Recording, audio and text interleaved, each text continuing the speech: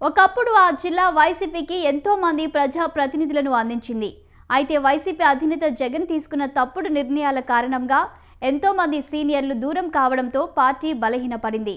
అయితే ఇప్పుడు మరోసారి ఆ జిల్లాపై ఫోకస్ పెట్టారట. ఇంతకు జగన్ ఫోకస్ చేసిన ఆ జిల్లా ఏంటి? అక్కడ ఎలాంటి మార్పులు చేయనున్నారు? Let's watch the story.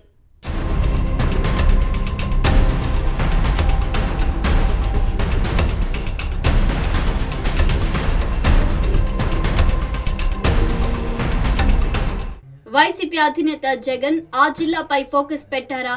గతంలో జరిగిన తప్పులను సవరించి ఇకపై ఆ జిల్లా నాయకత్వానికి కొత్త రూపం తీసుకొని రావాలని భావిస్తున్నారా అంటే అవుననే సమాధానమే వస్తుంది. వైసీపీకి రాయలసీమ ప్రాంతమే అధికారాన్ని కట్టబెట్టింది. అక్కడ మొదటి నుంచి భారీగా ఎమ్మెల్యే సీట్లను గెలుచుకుంటూ వస్తుంది. అయితే 2024 ఎన్నికల్లో మాత్రం రాయలసీమ కూడా వైసీపీకి హ్యాండ్ ఇచ్చింది. వేళ్లపై లెక్క పెట్టగలిగేంత సీట్లు మాత్రమే వైసీపీ గెలిచింది. వాస్తవానికి రాయలసీమలో వైసీపీకి ఉన్న విస్తృతమైన క్యాడర్ ఓటింగ్ పర్సంటేజ్ ని చూసుకుంటే భారీ సీట్లే గెలవాలి. కానీ కేవలం 6-7 సీట్లకే పరిమితమయ్యింది.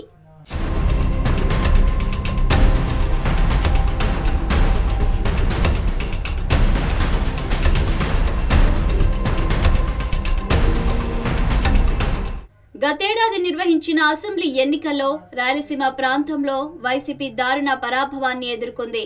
2014-2019 ఎన్నికల్లో వైసీపీ భారీగా సీట్లు గెలిచినా గతేడాది మాత్రం సీన్ రివర్స్ అయ్యింది.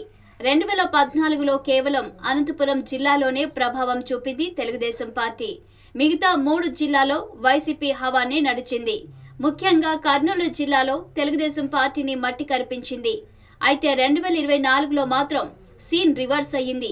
హేమీ నేతలంతా ఓడిపోయారు. వైసీపీ కేవలం 2 సీట్లను మాత్రమే కర్నూలులో గెలుచుకోగలిగింది. దీంతో కర్నూలు జిల్లాలో వైసీపీ దూకుడుకు కళ్ళెం పడింది. అయితే 2029 ఎన్నికల నాటికి కర్నూలులో వైసీపీకి పూర్వ వైభవం తీసుకొని రావాలని వైఎస్ జగన్ భావిస్తున్నారు. ఇప్పటి నుంచే ఆ జిల్లా రాజకీయాలపై జగన్ కన్ను వేశారు.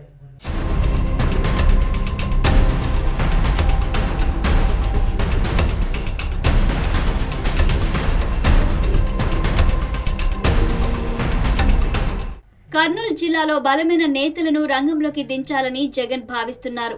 ఇప్పటికే రాయలసీమలో తెలుగుదేశం పార్టీ పట్టు బిగిస్తోంది. పేరు మోసిన రెడ్డి సామాజిక వర్గం కుటుంబాలన్నీ టీడీపీ వైపు వెళ్లిపోయాయి. రాయలసీమలో రాజకీయాలకు పవర్ సెంటర్లుగా ఉండే కోట్ల, భైరెడ్డి, భూమా లాంటి కుటుంబాలను వదులుకున్నారు.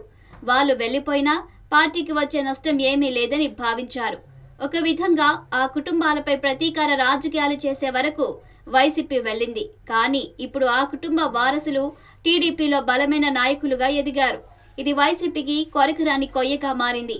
ఒకప్పుడు వైసీపీలో ఉన్నవారే ఇప్పుడు వైసీపీకి వ్యతిరేకంగా టీడీపీలో బలమైన నాయకులుగా ఎదగడం జగన్ కోరి తెచ్చుకున్నదే అన్న టాక్ వినిపిస్తుంది. వైఎస్ జగన్ అహంతోనే వారిని దూరం చేసుకున్నారని, ఇప్పుడు అది పార్టీకి పెద్ద మైనస్ అయిందన్న చర్చ జరుగుతోంది.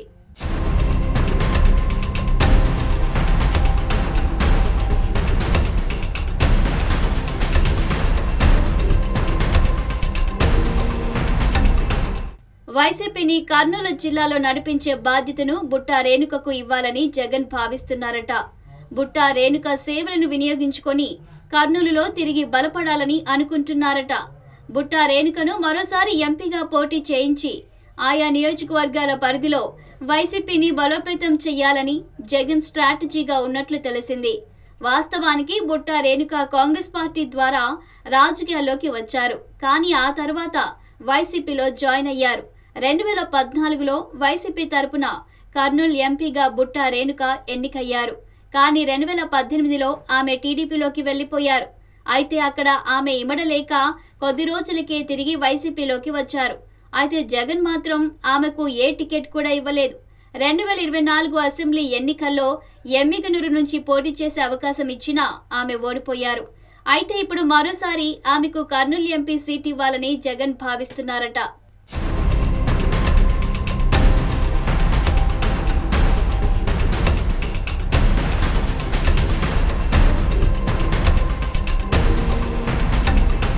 బలమైన మహిళా నేతగా ముద్రపడిన బుట్టా రేణుకకు కర్నూలు ఎంపీగా అవకాశం ఇవ్వడం ద్వారా ఆ లోక్సభ పరిధిలోని అసెంబ్లీ నియోజకవర్గాల్లో ఆమె ప్రభావం ఉంటుందని భావిస్తున్నారు.